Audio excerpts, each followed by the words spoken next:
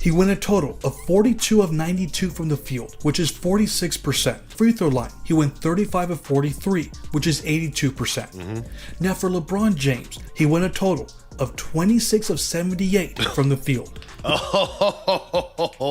But Jordan's career regular season average of 1.6 offensive rebounds per game edges LeBron's 1.1. Two stats, two totally different parts of the game, same result both times. Before we get into it, one disclaimer worth stating up front. This isn't to claim that LeBron wasn't clutch. He obviously was, plenty of times, across a career that includes some of the most replayed moments in finals history. The question here is narrower. When you isolate clutch shooting under one specific, clearly defined methodology and set it next to Jordan's numbers under that exact same methodology, how do the two actually compare? That distinction matters because clutch performance is bigger than just makes and misses. It includes defense, playmaking, drawing fouls, and making the right read under pressure. We're not measuring all of that here. We're measuring one narrow slice of it on purpose, so the comparison is actually apples to apples. The clutch numbers in the finals and LeBron James is so embarrassingly one-sided that it should come with a parental warning. If there are LeBron fans that suffer from aletophobia, a fear of the truth, I would advise that you exit the video immediately. Strong opener. Let's see if the numbers back it up. The definition being used here: final 5 minutes of the fourth quarter or overtime, score within 5 points. Every finals appearance for both guys. He went a total of 42 of 92 from the field, which is 46%. Free throw line, he went 35 of 43, which is 82%. That's Jordan under that 5-minute, 5-point definition. Now here's LeBron, same exact criteria. Went a total of 26 of 78 from the field. 33%. 13 points lower than Jordan. That's a career's worth of finals appearances under this particular clutch filter, not literally every shot LeBron ever took under pressure.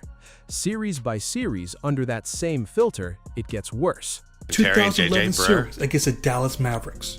He went 0 for 8 in the clutch. Under this same clutch definition, 0 makes across that entire series. Then it happened again. Against the Golden State Warriors, he went 3 of 15. Under the same clutch criteria, 2015 finals, just 20%. Then Game 7, 2016, the game everyone remembers for the chase-down block. In that same clutch shooting sample, LeBron went 1 for 5 from the field in Game 7, but his biggest contribution in those final minutes wasn't a shot. It was the chase-down block on Andre Iguodala, one of the most replayed defensive plays in finals history, the kind of moment that shows up on every all-time highlight reel regardless of which side of this debate you're on. So if we're measuring clutch shooting specifically, Jordan has the clear edge here. If we're measuring clutch plays in the broadest sense, the story gets more complicated, because a block that swings a championship doesn't show up anywhere in a field goal percentage. Kyrie hit the actual title-winning shot moments later, off an isolation possession that had nothing to do with LeBron's own shot attempts that game. Then 2017, Game 3. Under this clutch criteria specifically, not the whole series stat line, LeBron averaged a triple-double across that finals and dropped 41 in Game 5. This is just the narrow clutch sample. Now the number that really tests it. Ball in your hands, game tied or you're down, you need a bucket to win or force overtime. 3 makes on real finals moments. Kerr's shot in '97, Paxson's in '93. Jordan's gravity helped create both opportunities. On the Kerr play, he drew Stockton's help himself and delivered the pass. The Paxson shot ran through Pippen and Grant first, but Jordan's attack is what forced the defense to collapse in the first place. Now LeBron, same exact situation. 0 makes under this specific sample across 5 real attempts. Some will say he's just too smart to force it, trusts the pass over the hero shot. Fair point, so let's check the pass too. Under this source's definition of a game-winning assist, that column is empty too. Worth being upfront that assisted game winner isn't an official league stat category, so treat this one as this specific breakdown's count, not a universally tracked number. That's a pretty good sample size. And how many of those 94 shots has LeBron made? 19 for a shooting percentage of Using this database's definition of game-tying or go-ahead attempts, LeBron is 19 for 94 across the regular season and playoffs combined, about 20%. The same database puts Jordan at roughly 50% in that same situation. 50 versus 20 under one specific tracking method is still a massive gap either way. Now the other stat, different category, same theme. Everyone says LeBron's bigger, stronger, more athletic. Fair point. LeBron is listed at 6'9", 250 pounds. Jordan was listed at 6'6", 216. So explain this. Offensive rebounds aren't free. You're fighting through box outs, bodies, and positioning just to find the ball and win the possession. Smaller player, a more physical era with different perimeter defense rules and a rougher overall style of play. Jordan still outworked him on the glass. LeBron's highest single-season regular offensive rebound average came in 2007-2008 at 1.8 per game. Across 23 seasons, he has never averaged 2 offensive rebounds a game in the regular season.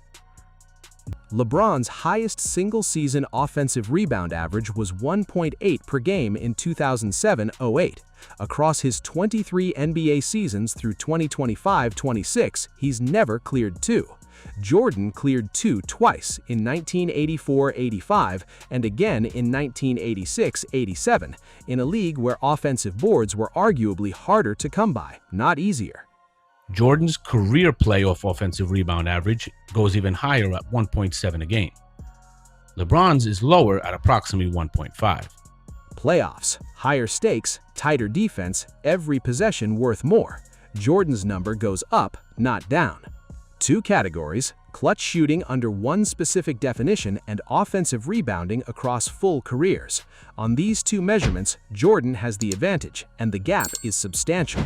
46 versus 33 in the finals clutch sample, roughly 50 versus 20 on game-tying and go-ahead attempts, 1.6 versus 1.1 on the offensive glass in a rougher era at a smaller size. None of this proves LeBron wasn't clutch across his whole career, and it doesn't erase moments like the Iguodala block, which will show up in every highlight package of that 2016 title for the rest of time. What it does show is that when you isolate these 2 specific measurements and define them clearly instead of leaving the methodology vague like most GOAT debate videos do, the numbers land harder in Jordan's favor than most people expect. That's not the whole debate settled. It's 2 categories, clearly defined, with real numbers behind them. Make of that what you want, but you can't say the numbers aren't there.